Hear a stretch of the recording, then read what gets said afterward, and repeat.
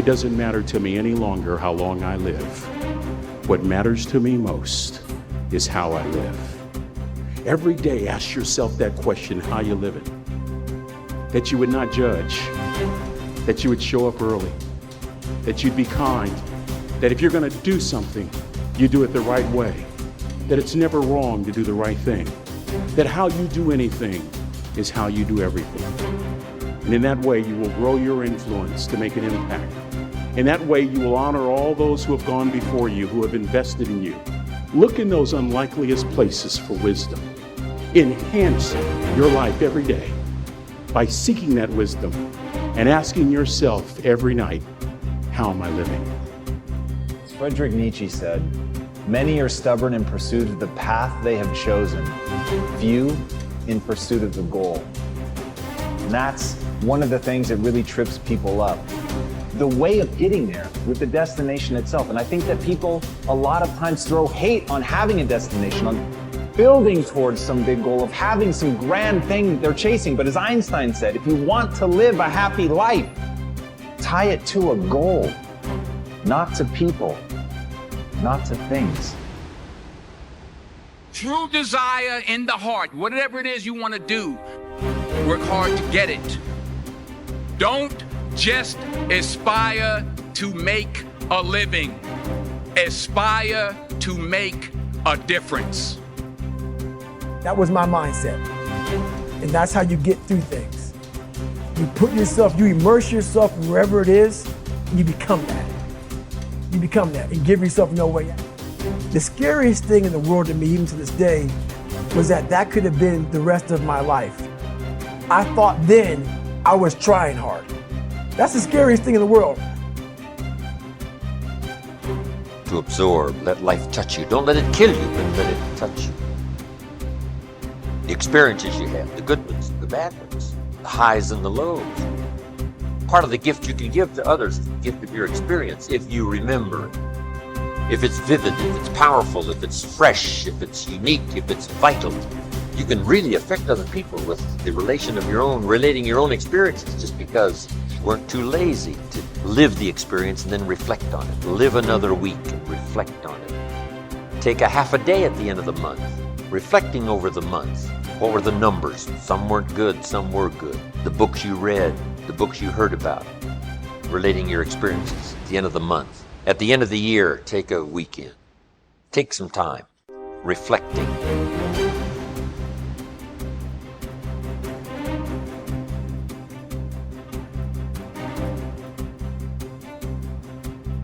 How many times have you had a great idea, didn't do anything about it, and then a year later someone did something about it, made a lot of money, got the promotion, etc. So when you have the idea, the inspiration to act, it's time. Act. And you don't have to know it perfectly. You know, you can drive from here to California, wherever you might be, assuming you're not in Hawaii, by going west.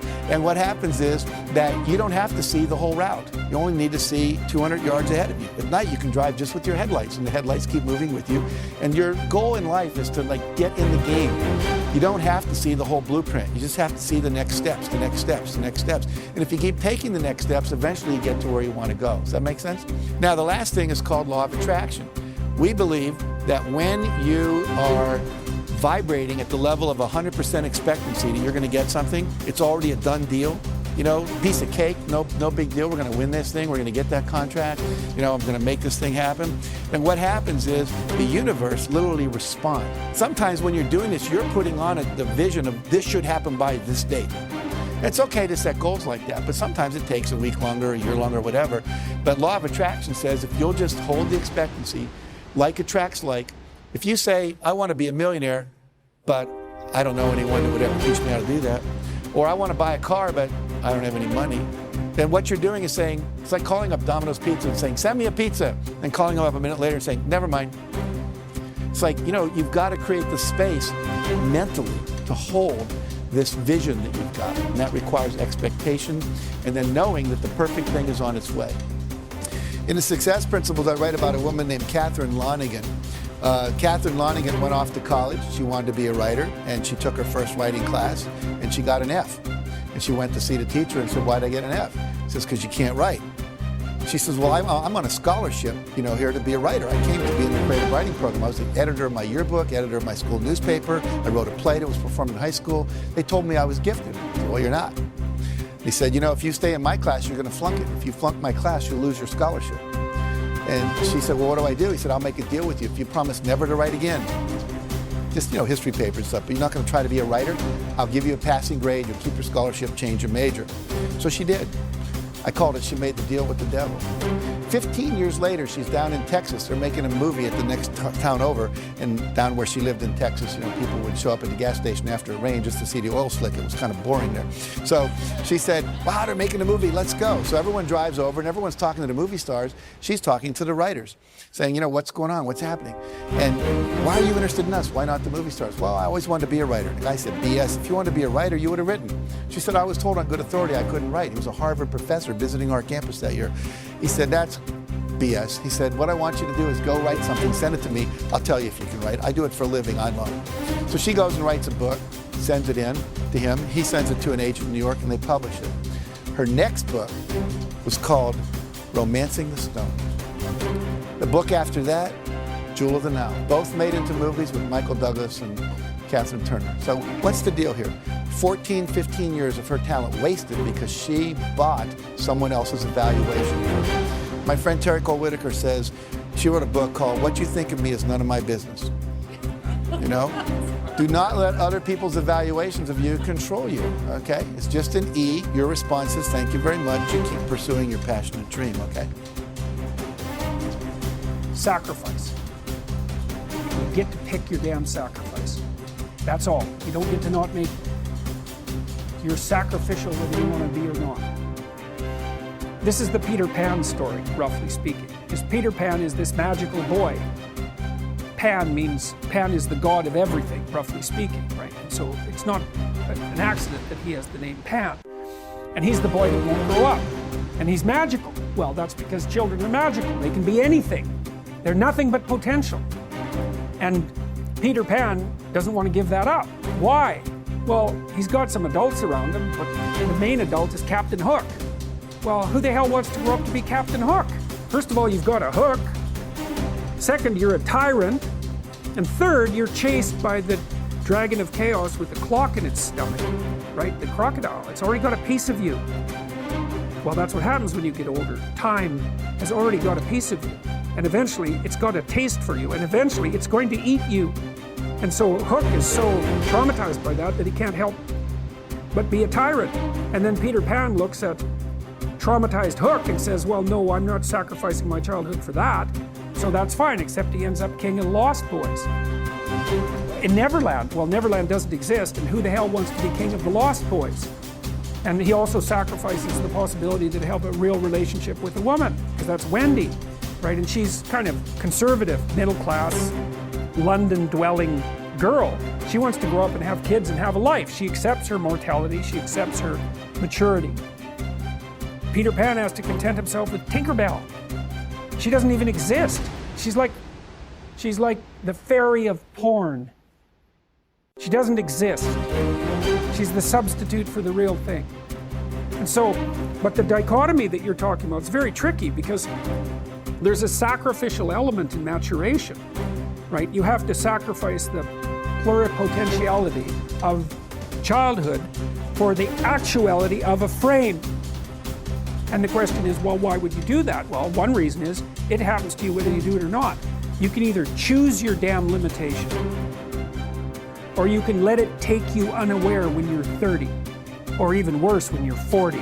And then that is not a happy day. I see people like this, and I think it's more and more common in our culture because people can put off maturity without suffering an immediate penalty. But all that happens is the penalty accrues, and then when it finally hits, it just wallops you, because when you're 25, you can be an idiot. It's no problem. Even when you're out in a job search, it's like, well, you don't have any experience and you're kind of clueless. It's, yeah, you're young, it's no problem. That's what young people are like, but they're full of potential. Okay, well, now you're the same person at 30. It's like people aren't so thrilled about you at that point. It's like, what the hell have you been doing for the last 10 years? Well, I'm just as clueless as I was when I was 22. It's, yeah, but you're not 22. You're an old infant. right? And that's an ugly thing, an old infant. So part of the reason you choose your damn sacrifice, because the sacrifice is inevitable, but at least you get to choose it. And then there's something that's even more complex than that in some sense, is that the problem with being a child is that all you are is potential, and it's really low resolution. You could be anything, but you're not anything. So then you go and you adopt an apprenticeship, roughly speaking, and then you become something. And when you're something, that makes the world open up to you again. You know, like if you're a really good plumber, then you end up being far more than a plumber, right? You end up being a good employer. Not that plumbers, I'm not putting plumbers down. It's like more power to plumbers. They've saved more lives than doctors. So, hygiene, right? So, you know, if you're a really good plumber, well, then you have some employees, you run a business, you train some other people, you enlarge their lives, you're kind of a pillar of the community, you have your family. Once you pass through that narrow training period, which narrows you and constricts you and develops you at the same time, then you can come out the other end with a bunch of new possibility at hand. And Jung talked about that. He thought that part of the proper path of development in the last half of life was to rediscover the child that you left behind as you were apprenticing. And so then you get to be something and regain that potential at the same time. Very, very smart. Well, he was very, very smart. So that's very wise thing to do. Sacrifice. You get to pick your damn sacrifice. That's all. You don't get to not make them. You're sacrificial whether you want to be or not. That's a good thing to know as well.